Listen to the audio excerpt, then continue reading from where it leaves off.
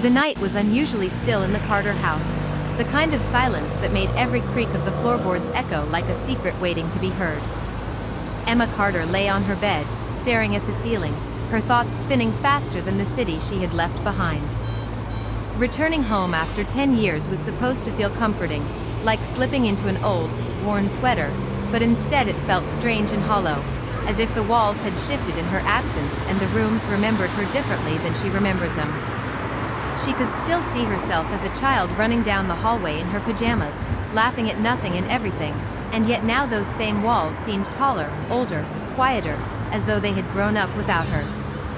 She rolled onto her side, glancing at her phone, willing some message, any message, to break the silence, but there was nothing. She wasn't expecting anything, yet a part of her hoped. The house felt heavier than she remembered, and even though she knew her father, David Carter, was somewhere nearby, the distance between them had never felt so wide. Since her mother had passed, he had become a man of routines, predictable and precise, almost like the house itself: dinner at 6, lights out at 10, quiet after dark. Love and feelings had retreated from his vocabulary, leaving only a calm, controlled presence that felt safe and suffocating at the same time. Emma had grown up watching him navigate life with quiet determination, but she had never seen the man behind the steady gaze, the man who held grief in silent pockets, who never cried, who never let anyone see the cracks forming in his careful exterior. And yet tonight, something felt different. It was a mixture of anticipation and unease that made her stomach twist, a tension she couldn't place. The clock ticked in the hallway, louder than usual, marking seconds she didn't want to measure, each tick a reminder that the night was stretching on and she was still awake, still restless. The wind outside whispered through the old oak tree branches, scraping softly against the windowpane, and Emma imagined the voices of the past threading through the present, memories of laughter and arguments, holidays and birthdays, all mingling with the ache of absence and time lost. She wondered if her father even noticed the shift in her presence, if he realized how different she had become, how much the years away had shaped her into someone unfamiliar to him, yet inseparable from the little girl he had once held in his arms. Her thoughts darted from the city life she had left behind, with its noise and constant motion, to the quiet streets of the town that raised her, to the small cafe where she had glimpsed Liam Brooks earlier that day. The memory of his smile and the warmth in his eyes stirred something she had tried to ignore for years, a tender ache that refused to go away. She had buried it under ambition and busyness, telling herself that returning home was just about closure, about honoring her mother's memory, but her heart had other plans, beating faster in ways she hadn't anticipated. Suddenly, footsteps sounded on the hall floor, soft, careful, deliberate, breaking the fragile calm. She froze, pulse quickening, listening as they approached her door, stopping with perfect timing that made her heart skip. One knock followed, a single, quiet knock, polite but deliberate. Emma's hands trembled slightly as she rose and opened the door, unsure of what she would find. There, framed by the dim hallway light, was her father. He looked older, the weight of the years and the loss she had never fully witnessed etched in the lines of his face, in the tired shadows beneath his eyes. He wore his usual sweater, worn at the elbows, the same one she remembered from her childhood, yet tonight it carried a vulnerability she had never seen. "I couldn't sleep," he said quietly, his voice low, almost hesitant, like he had rehearsed these words 1,000 times but never spoken them to anyone. "Mind if I come in?" Emma nodded without thinking, stepping aside as he entered, carrying with him a presence that felt heavier than the night itself. He sat in the chair by her window, hands clasped tightly in his lap, eyes fixed on the moonlight streaming through the glass, as if it could answer questions he hadn't yet found the courage to ask. The silence stretched, dense and intimate, filled with unspoken words and years of absence, and Emma realized she had never truly seen her father this way, so open, yet so hesitant, so fragile yet so grounded. He spoke again, this time about small, ordinary things at first, the weather, the quiet of the town, the way the house creaked with age, each sentence deliberate, almost a prelude to something deeper, and Emma listened, heart tight, knowing that whatever he was building toward could change everything between them. Then, after a pause that made her stomach flutter with tension, He said something she never expected to hear, words that made her chest tighten and her breath catch. I was wrong about love. The words lingered in the air, strange and heavy, carrying with them a lifetime of regret and longing, a vulnerability she had never imagined her father capable of expressing. Emma sat frozen, trying to process the sudden shift in the man who had always seemed so unshakable, so reserved, and in that moment, the world outside her window faded into nothing.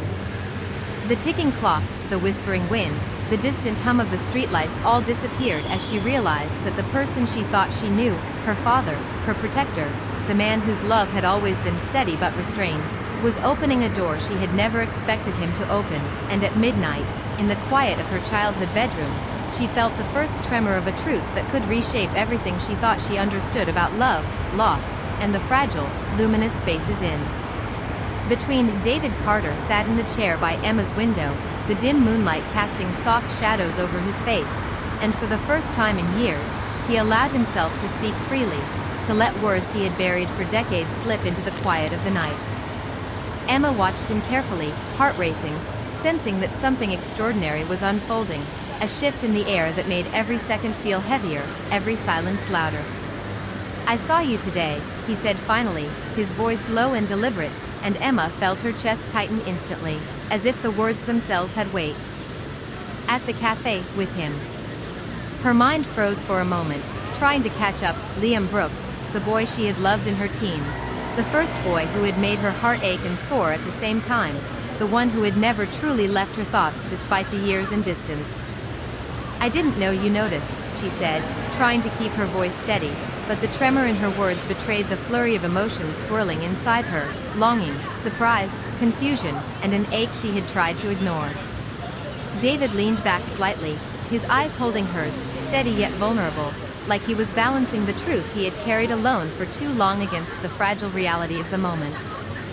"I notice more than you think," he replied, his tone gentle but firm, and then, with a pause that made Emma's stomach drop, he said something she had never, ever expected to hear. "I was wrong about love." The words hung in the room like a fragile glass ornament, beautiful, sharp, and trembling at the same time. Emma blinked, uncertain if she had heard him correctly, because her father, the man of silence and reason, the one who had always protected her with quiet control, never admitted mistakes about feelings, especially something as complicated and personal as love. David's hands, which had always seemed so steady and composed, now rested loosely in his lap, trembling almost imperceptibly. "I spent my life believing love was something you controlled, something safe, something practical," he continued slowly, as if each word required effort, "but when your mother died, I realized how foolish that was. I tried to hold it all in, to be strong, to protect myself and you, but I see now that love doesn't work that way. It can't be planned, measured, or contained." Emma's heart beat faster, tears threatening to spill, not just from the revelation but from the depth of honesty she had never witnessed in him before. Her father's voice softened further, almost breaking, and he said, "Don't make my mistake, Emma. Don't close yourself off because of fear.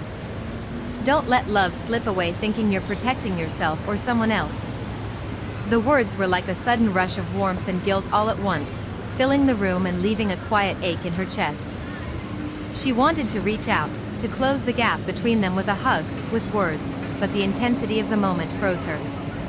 David's eyes, reflecting the pale light from outside, searched hers with a sincerity that made her realize she had never fully understood him, not really, not until this precise, fragile midnight.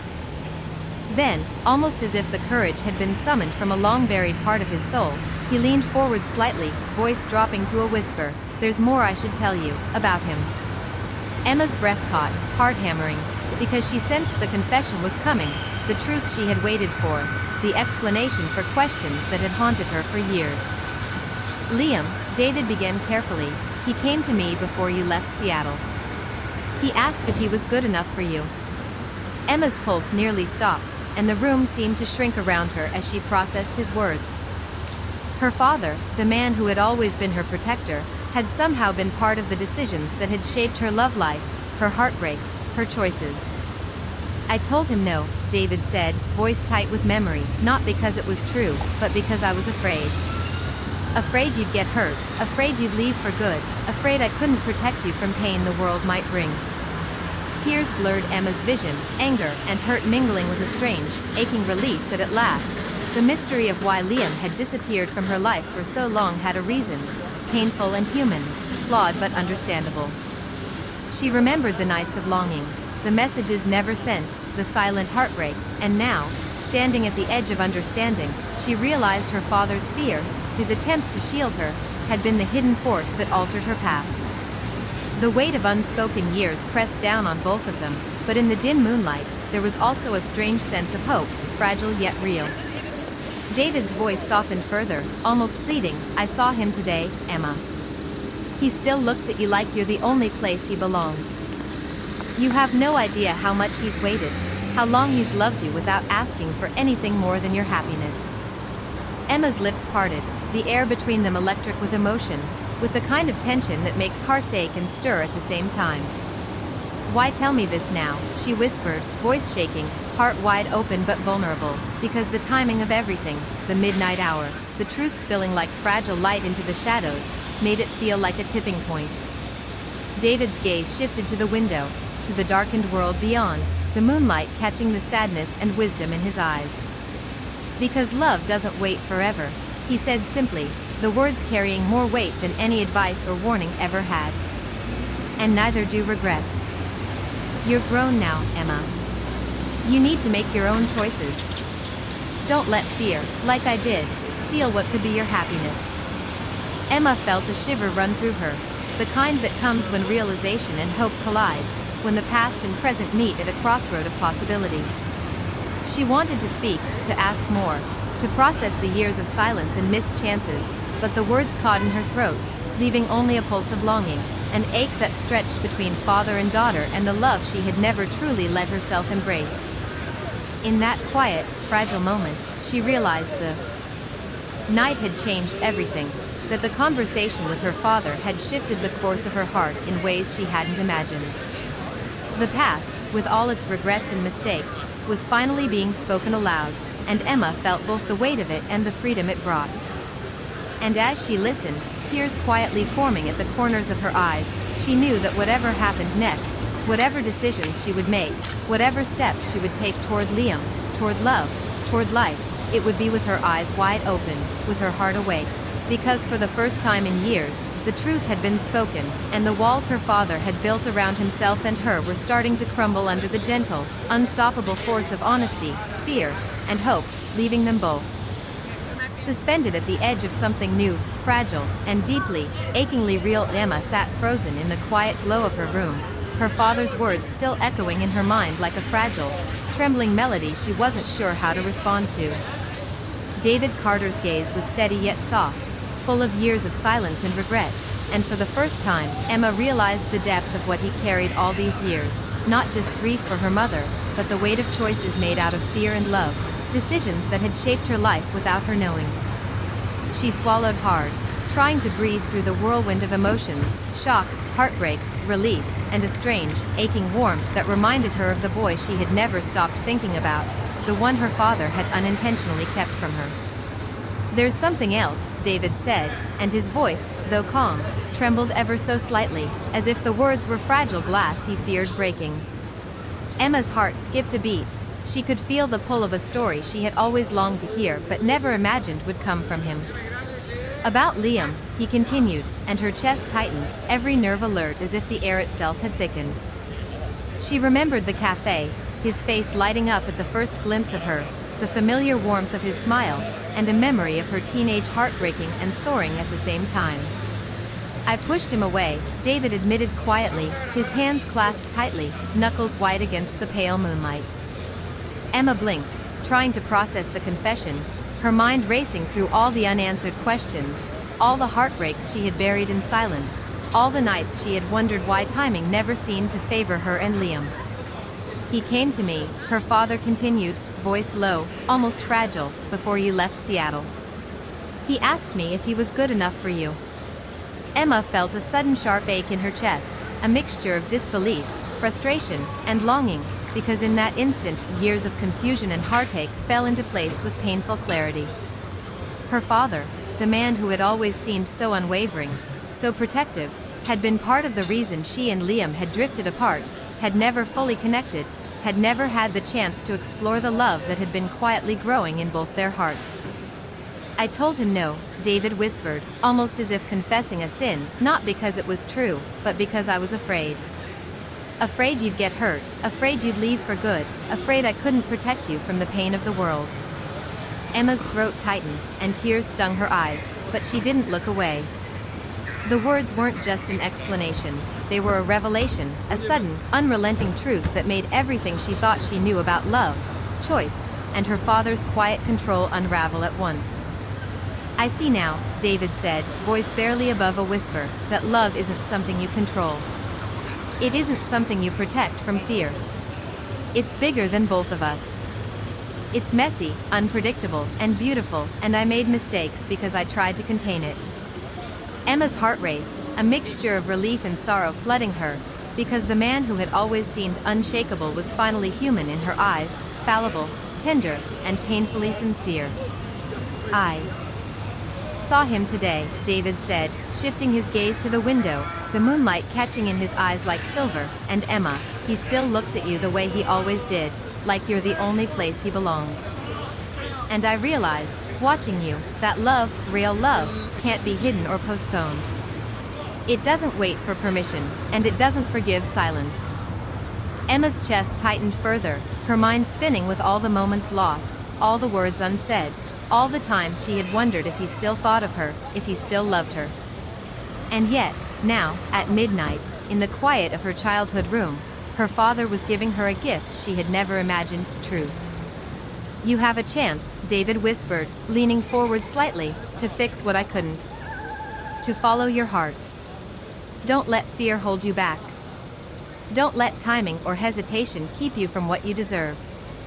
Emma's tears flowed freely now, not just for the heartbreak of the past, but for the beauty of this moment, the fragile, breathtaking possibility of a future where love wasn't shadowed by regret or fear.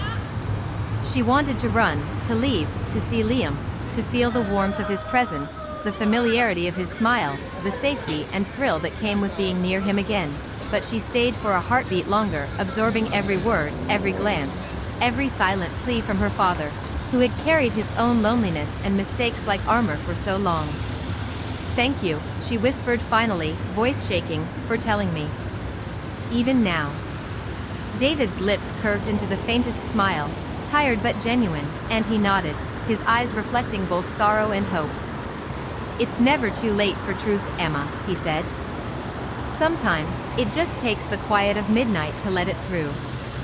Emma felt a shiver of anticipation, her heart racing, knowing that the path ahead was uncertain, thrilling, and entirely hers to navigate, but also knowing that the night had already shifted everything, that the secrets of the past had opened doors she had never dared approach, and that love, in all its messy, breathtaking glory, was waiting for her on the other side. Her fingers trembled as she pulled her jacket over her shoulders, her mind made up even before she reached the door, she would see him tonight. She would step into the possibility she had imagined for years but never dared pursue, and every step, every beat of her heart, was charged with the knowledge that honesty, courage, and a father's love had led her here. She opened the door, the hallway light spilling over her in golden warmth, and glanced back at her father, who sat alone now, quiet and still, his expression unreadable but soft, and she realized in that moment that sometimes love demanded patience, forgiveness, and the bravery to confront the past, and that tonight, at the edge of midnight, everything was finally possible.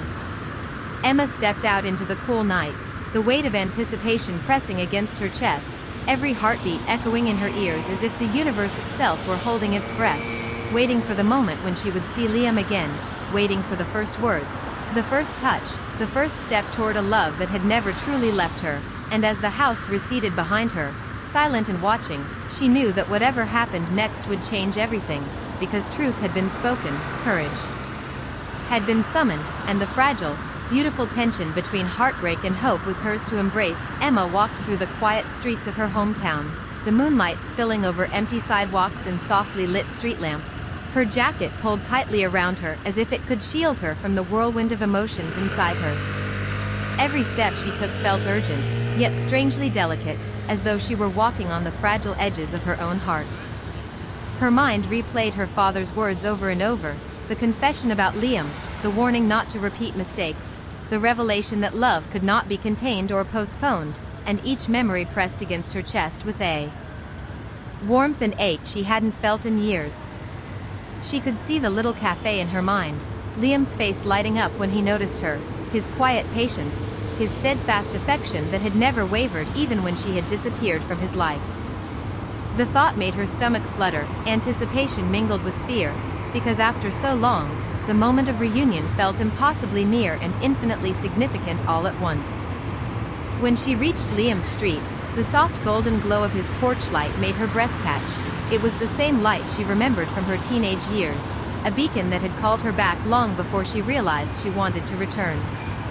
Her hand trembled as she raised it to the door, hesitating only for a heartbeat before knocking, the sound sharp in the quiet night, and she felt her heart jump as if it were trying to escape her chest. The door opened slowly, and there he was, Liam Brooks, looking at her with a mixture of shock, disbelief, and a deep, unspoken joy that made her knees weak.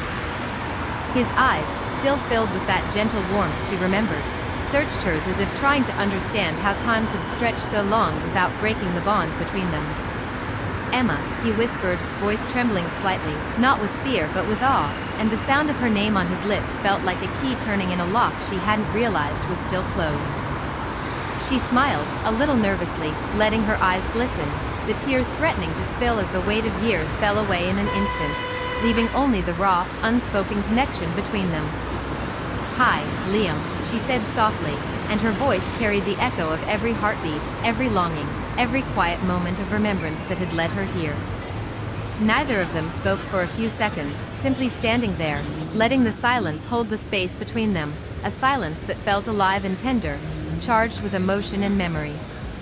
Then, slowly, he stepped closer, his hand reaching for hers, and when their fingers met, it felt as though time itself had folded, shrinking the distance of years into a single heartbeat. I never stopped," Liam said, voice breaking slightly, and she felt the words wrap around her chest, a gentle, suffocating embrace that left no room for doubt. Emma shook her head, tears finally spilling over as she whispered, "Neither did I." The moment stretched, delicate and infinite, as they stood together on the porch, the cool night air carrying the scent of winter and possibility, and she realized that everything her father had said, everything he had confessed, had led her here, not just to him, but to the truth that love could be found again, even after heartbreak, even after mistakes, even after years of silence. Liam's hand tightened around hers, and she felt the warmth, the certainty, the steady pulse of someone who had never stopped believing in her, in them, and in the possibility of a shared future. Words became unnecessary as they stood there, the world around them fading into shadows, leaving only the quiet magic of reunion, the unspoken promise that they were no longer defined by the past, but by the choices they were about to make together. "Emma," Liam said softly, voice full of hope and longing, "come inside. Let's start again." She smiled through her tears, nodding, her heart pounding with a mix of relief, excitement, and an ache that only love could bring. The door closed gently behind them, and for the first time in years, Emma felt whole, as if every lonely night, every regret, every fear had been worth enduring to arrive at this moment of quiet, tender joy. Back at her childhood home, David sat alone, the house dark and still, but a sense of peace had settled over him. For the first time in years, he felt the weight of silence lift, replaced by the knowledge that love, spoken truth, and courage had guided his daughter to the happiness he had always wished for her. He realized that sometimes letting go, speaking honestly, and trusting hearts to find their way was the greatest act of love a parent could offer. And as Emma laughed softly inside, Liam's arms around her, he knew that midnight had changed everything, not just for her, but for all of them, and that some truths, though delayed, carried power beyond measure, shaping lives, mending hearts, and opening doors to the kind of love that waits patiently, quietly, for those brave enough to follow it.